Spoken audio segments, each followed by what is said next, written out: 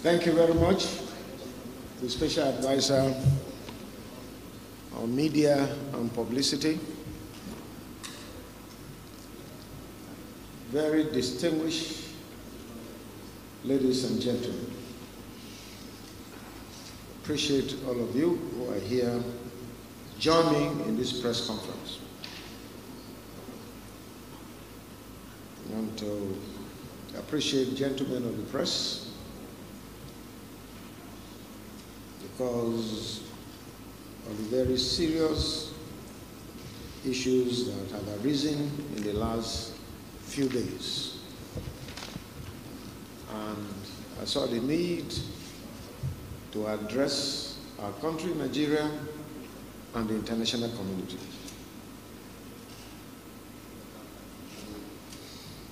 My attention was drawn to a write-up signed by 52 personalities of the Fulani extraction led by the deposed and disgraced Emir of Kanu, Emir Sanusi, in form of a letter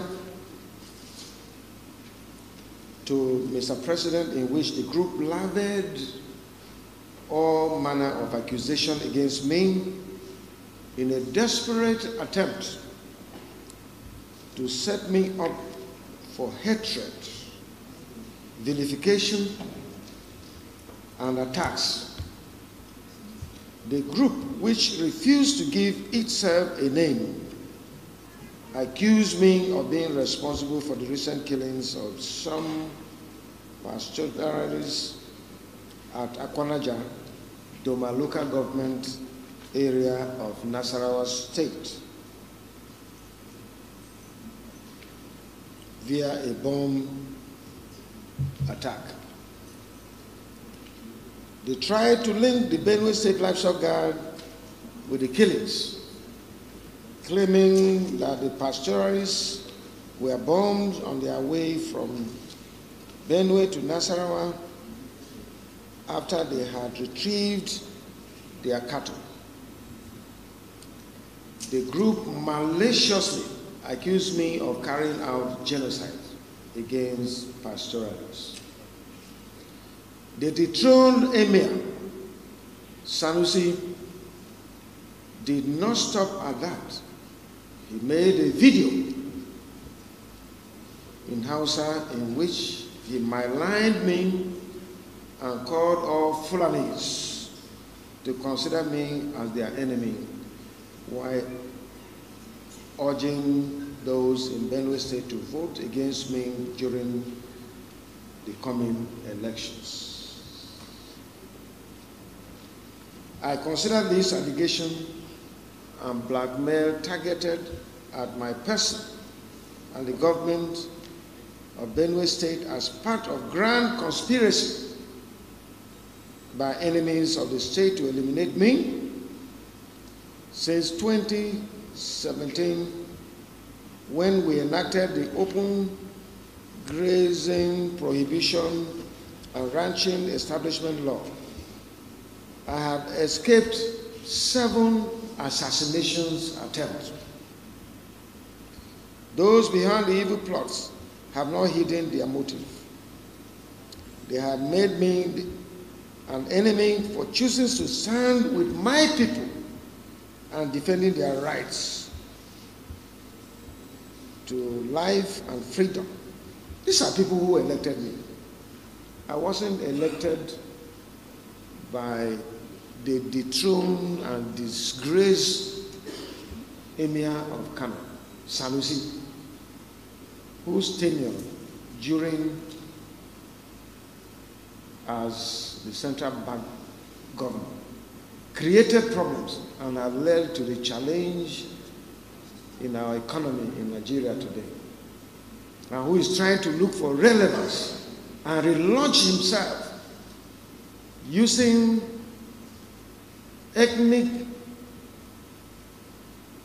ethnicity to launch himself, to brand him as a good man. Look at the scandals he did during his tenure as central bank governor. It is fresh in our memories. We know all this. Nigeria is a country that anything goes. Otherwise, why should someone like Sanusi be speaking? A disgraced person. I used to sympathize with him, but now I know better. The governor of Kanu State did the right thing, because leaving that man to remain the Emir of Kanu would have ruined the fortunes of Kanu State. Somebody who was dethroned and sent to Doma. It's lucky that the loss of our land did not permit him to remain there. And today, because he's a free man, he's going about creating more problems to our people. Ordinarily, where the rule of law works, sanity should not be speaking. He should be in the oblivion. Nobody should even be hearing about Sanusi, a disgraced personality in this country. And then you go and instigate innocent people who did not know what really took place because of your hatred on me and your quest to become relevant again after you were disgraced by the governor and people of Kano State. And you want to use me to launch yourself. Look for somebody else to launch yourself, not me. And beyond that, you did not elect me as governor of Benue State. The Idoma, the Tiv, the Igede people, and several other ethnic personalities, including Fulanis, elected me as governor. And I have the right to protect them. I'm defending the rights of my people who elected me. What is the whole essence of electing a governor who is the chief security officer of a state? Of course, in court. Then what is the essence of electing him? To provide security for lives and property. I have a responsibility. History beckons on me to be responsible enough and to sacrifice myself. We have over 7 million people in Benue State. And for choosing me to be number one, I should respect them. And so, I see no reason where I will just join issues with a disgraced emir. If you were so strong, why did they disgrace you in Kano? And they made you a laughing stock. Just go about wearing those regalia, telling people that you are still emir. Which emir? You are a disgraced emir. I want you to know that. You will recall that on the 20th of March 2021, I was attacked at Tiomu along Boko Makudi Road by herdsmen. After the attempts on my life, a group named Fulani Nationality Movement issued a press statement taking responsibility for the assassination attempt. They said I escaped because of a technical error they had. But I won't be lucky next time. They vowed to get me at all costs.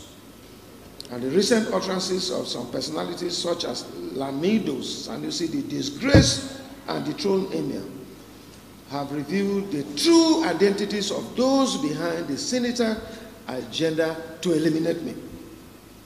But my life, I want everybody to know, I want Nigerians to know, and the international community to know, that my life belongs to God. God created me, and nobody has the right to take away my life until God permits. 1 Samuel chapter 2.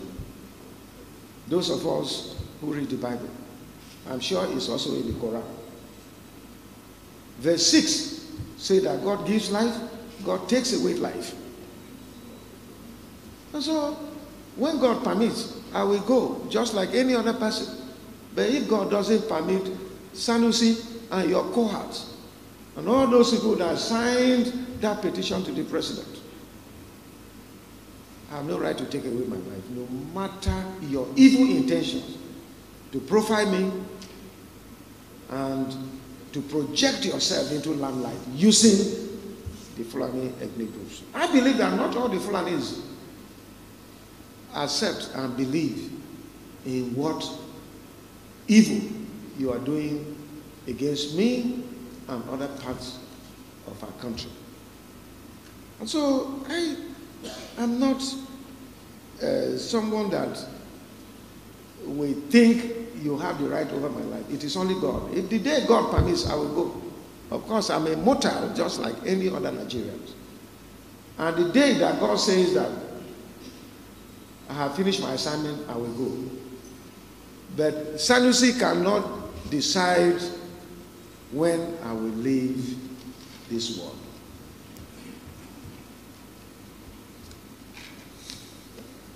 Our livestock guards operate within the boundaries of Benue State and not permitted by law to bear arms because we are law-abiding.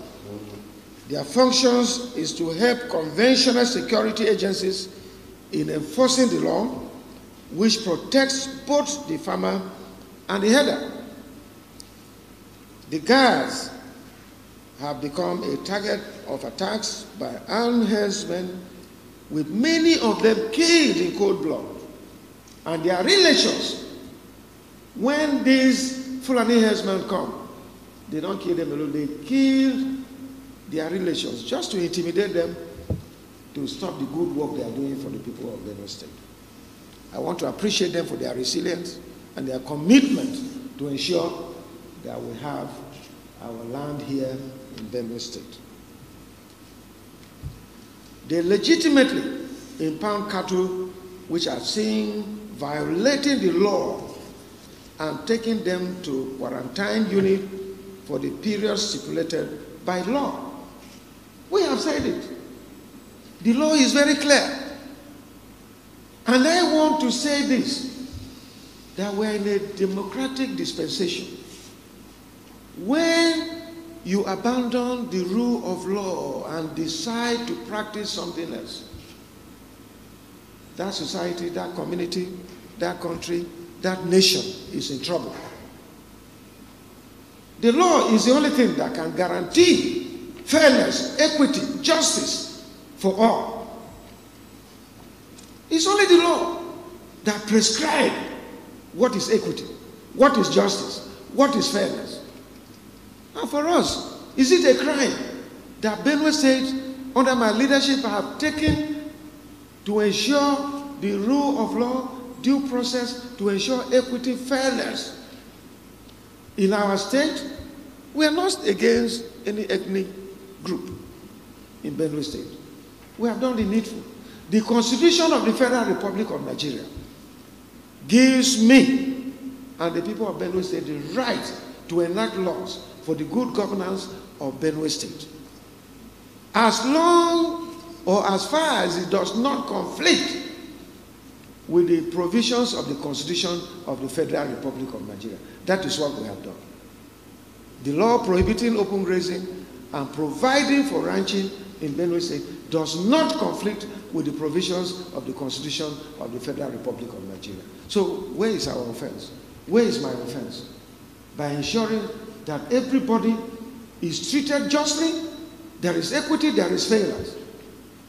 Which Fulani man, or Yoruba man, or Igbo man, or Ijaw man, or anyone, or Hausa man, have I treated unfairly? Come out and tell me. Those who are here legitimately obeying the law, I have never, and I have never allowed them to be intimidated by anyone, whether livestock guard or community volunteer guards. Rather, we have been intimidated. I have told you. Let me remind those castigating me unjustly that nomadic herdsmen attacked on farmers in Benue State till date in 2009. However, in 2011, I was not even governor, was when the attacks assumed a dreadful dimension with widespread killings, injury, and displacement of farmers from their ancestral homes. Benue State came under attack nearly 50 times before the law was enacted. My predecessor, Senator Gabriel Towu was nearly killed by Fulani herdsmen in 2014. At Ukbam, on his way to Tokula in Guma local government, that is my local government, to see the damage caused by herdsmen in our community. When I was voted as governor in 2015, my people who were predominantly farmers requested for a policy that would not only end hostilities and attacks on them by nomadic herdsmen, but would allow both parties to peacefully coexist. As a result, the State Executive Council sent a bill to the State House of Assembly, and the Open Grazing Prohibition and Ranching Establishment Bill was passed by the State House of Assembly on the 4th of May 2017. After public hearings were held in the 3 senatorial districts and Macaulay, we went an extra mile to ensure that everybody was involved. The law was enacted by representatives of the Benue people in the Benue State House of Assembly in exercise of the powers as provided by Section 4 of the Constitution of the Federal Republic of Nigeria 1999, as amended. Part 2 of Second Schedule reinforces the power of the State House of Assembly, providing that a House of Assembly may make laws for the state with respect to industrial, commercial, or agricultural development. I publicly assented to the law in the presence of Benue State stakeholders on the 22nd of May 2017. A 6-month moratorium was allowed to create awareness about the law and to enable those interested in establishing ranching to make proper arrangements to embrace what it considered as global best practice. Enforcement of the law began on the 1st of November 2017. The law does not target any ethnic group. It is meant to bring peace between herders and farmers. And as I talk to you today, those who have been apprehended and prosecuted and convicted is not only Fulani herdsmen. Tea people are also involved. Idoma people are involved. Igele people are involved. Other ethnic groups in Benue State are involved. In fact, in my own community, because the law provides for law against cattle rustling, some of my community people who went and rustled sheep from Nasarawa State, they were apprehended, arrested, prosecuted, and jailed. That is from my own local government, where I come from, my kinsmen. I've also been apprehended and jailed. So, what is it special about the Fulani ethnic groups that they cannot respect and obey the laws of the land of a community where they sojourn? They will come in and do whatever they have because the federal government have allowed them to carry AK-47. They have denied me the right to provide AK-47 for my community volunteer guards. But the Fulanis, nobody has ever apprehended them. And you want me to keep quiet? How will I keep quiet? Ortom will not keep quiet. I am governor of Benue State, elected by the people of Benue State. And so far, nobody in Benue State have told me that what I'm doing is wrong. And I'm ready. If the Benue people say that I should keep quiet so that Fulanis will come with their AK-47 and kill our people, take over our land. And the painful aspect, I'm not talking about the Fulanis in Nigeria, who have been here with us, who have lived peacefully with us.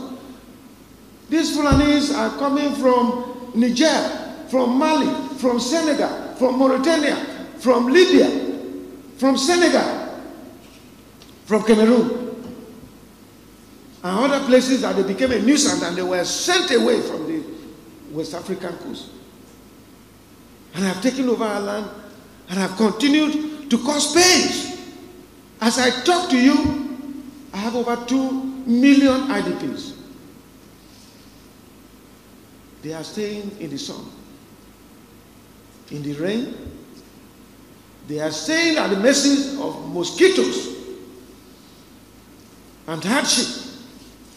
They've been sent away. The federal government, I have said severally, they have been complicit and have not been able to